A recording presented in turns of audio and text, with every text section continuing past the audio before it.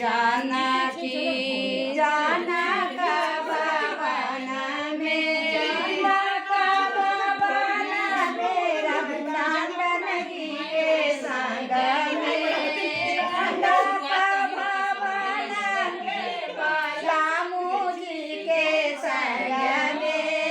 गौरी पूज जानकी जनक भवन में गौरी पूज जानकी जनक भवन में फूला लाऊ झट दैल पात्र लाऊ छन में फूला लाऊ झट बेल पत्र लाऊ छन में गौरी पूज जानकी जनक भवन में गौरी पूज जानकी से जनक भवन में पलाऊ झट पट दीप लाऊ छन में फूल लाऊ झट पट दीप लाऊ छन में गौरी पूज जानकी से जनक भवन में गौरी भवन में बालम शिव संग में रघुनंदन जी के संग में गौरी पूजू जानकी जनक भवन में गौरी लाऊ झट पट जोड़ लाऊ छन में गेंद लाऊ छन में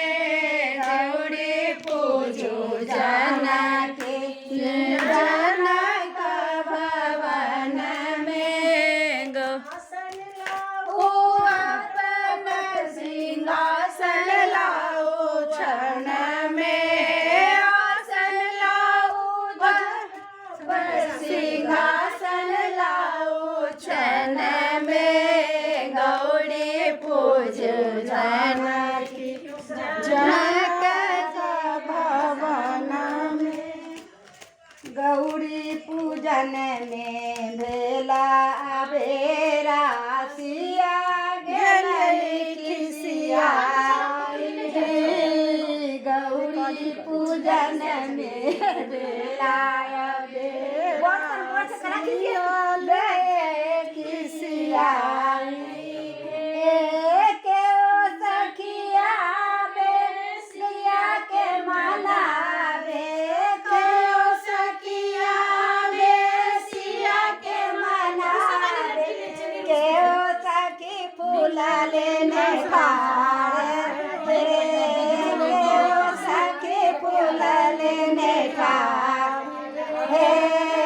गौरी पूजन में भेलाया बेरा सिया गेलनि किसिया सखिया बेसिया के मनावे के सखिया बेसिया के मनावे के सखी नहीं बदलने ठार के सखी नहीं बदलने ठार गौरी पूजन के भेलाया बेरा सिया गेलै किसिया किसिया के मनावती लक्ष्मण आवत किसिया के मनावत राम जी उड़ल ने ठार राम जी सिंदूर ने ठार